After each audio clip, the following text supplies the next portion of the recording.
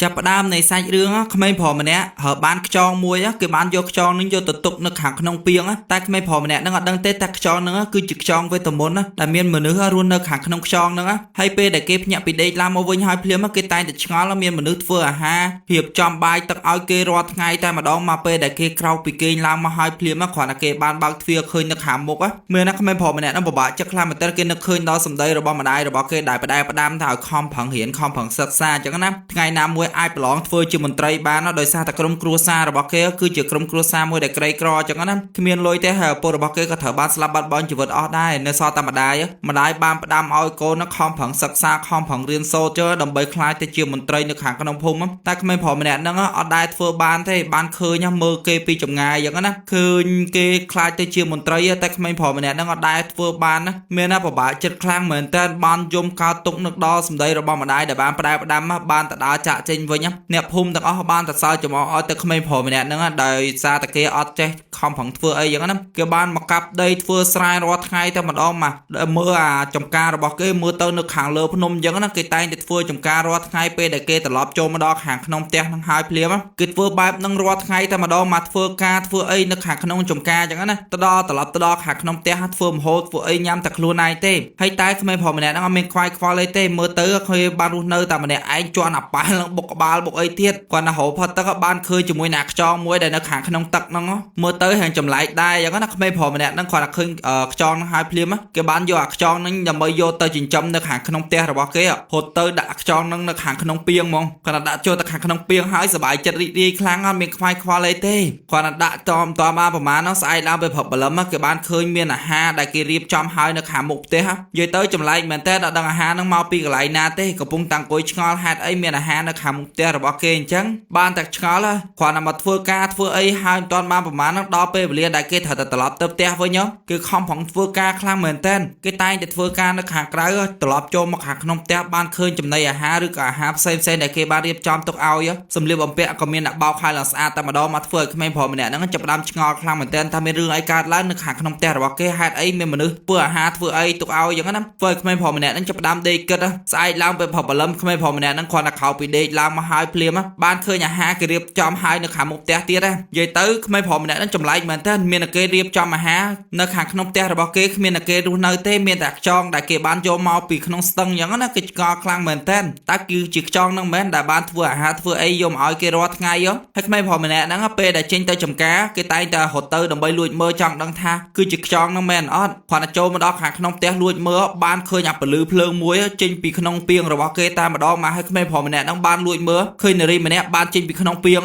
គ្រាន់តែនាងបានចេញពីក្នុងពាងហ្នឹងហើយភ្លាមនាងបានដើរទៅផ្ទះបាយយ៉ាងលឿនតែម្ដងមកដើម្បីរៀបចំអាហារផ្សេងឲ្យទៅក្មេងប្រុសម្នាក់ហ្នឹងដែលជាម្ចាស់របស់គេអញ្ចឹងណាគ្រាន់តែរៀបចំអាហាររៀបចំឲ្យហើយរៀបចំចូលទៅខាងក្នុងពាងវិញក្មេងប្រុសម្នាក់ហ្នឹងបានរត់មកយ៉ាងលឿនតែម្ដងបានសុំវល់ទៅនាងថាកុំឲ្យចូលទៅខាងក្នុងពាងទៀតអីកុំឲ្យចូលទៅខាងក្នុងពាងទៀតអីរស់នៅជាមួយនឹងគេនៅខាងក្នុងផ្ទះមកដោយសារតែរាល់ថ្ងៃគឺរស់នៅតែម្នាក់ឯងអញ្ចឹងណាហើយនាងគ្រាន់តែឮសម្ដីរបស់ក្មេងប្រុសម្នាក់ហ្នឹងបាននិយាយហើយក៏នាងបានស្ដាប់បង្គាប់ក៏បានរស់នៅខាងក្នុងផ្ទះជាមួយនឹងគេដែរដោយសារតែគេគឺជាលោកម្ចាស់របស់នាងអញ្ចឹងណាដែលយកនាងយកមកចិញ្ចឹមនៅខាងក្នុងពាងហ្នឹងហើយក្មេងប្រុសម្នាក់ហ្នឹងបានទាញដៃនាងចូលទៅខាងក្នុងផ្ទះយ៉ាងលឿនតែម្ដងមកបានហូបបាយនៅខាងក្នុងផ្ទះនាងបានអរគុណតែម្ដងមកដើម្បីយកនាងយកមកចិញ្ចឹមនៅខាងក្នុងផ្ទះហ្នឹងអញ្ចឹងណានាងសប្បាយចិត្តខ្លាំងមែនតើហើយក្មេងប្រុសម្នាក់ហ្នឹងក៏បានសប្បាយចិត្តដែរចាប់ដៃចាប់អីដល់កមកចាប់ដៃចាប់អីគេនៅខាងក្នុងផ្ទះហ្នឹងតែម្ដងមិនទាន់បានប្រហែលស្អែកឡើងពេលព្រឹកព្រលឹមពេលដែលក្មេងប្រុសម្នាក់ហ្នឹងកំពុងធ្វើស្រែនាងតែងតែយកអាហារផ្សេងដើម្បីយកមកឲ្យគេញ៉ាំអញ្ចឹងណាគាត់តែញ៉ាំអាហារមិនទាន់បានប្រហែលធ្វើ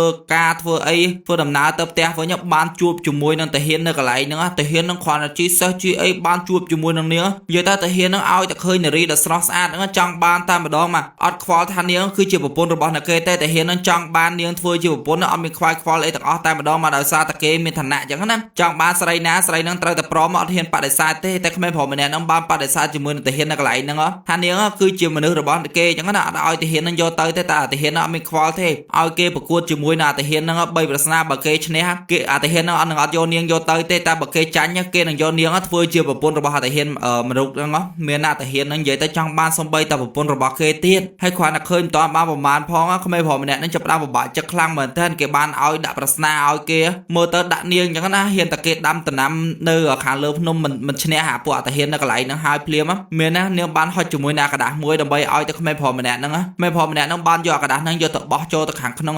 សមុទ្រហ្នឹងហើយភ្លាមបានឃើញ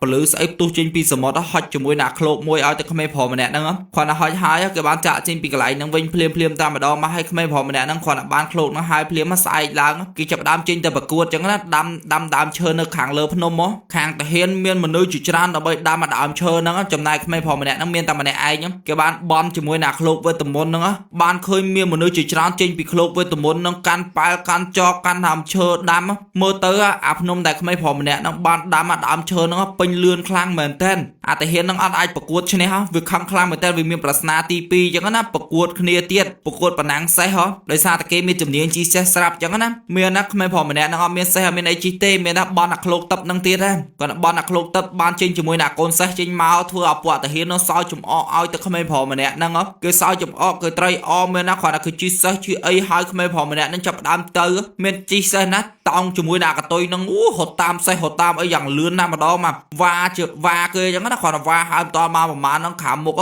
មានមនុស្ស2នាក់កំពុងតែទាញខ្សែដើម្បីតាក់ជើងចឹងណាធ្វើឲ្យក្មេងប្រុសម្នាក់ហ្នឹងបានដួលជាមួយនឹងសេះរបស់គេគឺសបាយចិត្តគេត្រីអខ្លាំងក្មេងប្រុសម្នាក់ហ្នឹងគាត់ថាឃើញគេចិត្តដល់ទីហើយភ្លាមអាសេះហ្នឹងមានណាចាប់ដើមប្រើធម្មពលរបស់គេដើម្បីហោះគាត់ហោះហើយធ្វើអាសេះរបស់ក្មេងប្រុសម្នាក់ហ្នឹងបានឈ្នះហើយមានណាតាហ៊ាននៅកន្លែងហ្នឹងអត់អស់ចិត្តទៀតនៅមានមកប្រស្នាទៀតចឹងនៅមកប្រកួតទៀតដោយសារតែគេចង់ឈ្នះក្មេងប្រុសម្នាក់ហ្នឹងចង់បាននាងធ្វើជាប្រពន្ធគេបានប្រកួតគ្នាចៅទូកមកខាងតាហ៊ានសុទ្ធតែមនុស្សពេញទូកចឹងណាចំណែកខាងក្មេងប្រុសម្នាក់ហ្នឹងមានតែម្នាក់ឯងទេចៅទូកខំប្រឹងដល់កហើយចៅយ៉ាងណាក៏អត់ឈ្នះគេដែរហើយគេសើចសប្បាយចិត្តមិនទាន់បានប្រមាណអាទូករបស់ក្មេងប្រុសម្នាក់ហ្នឹងចៅលឿនទៅ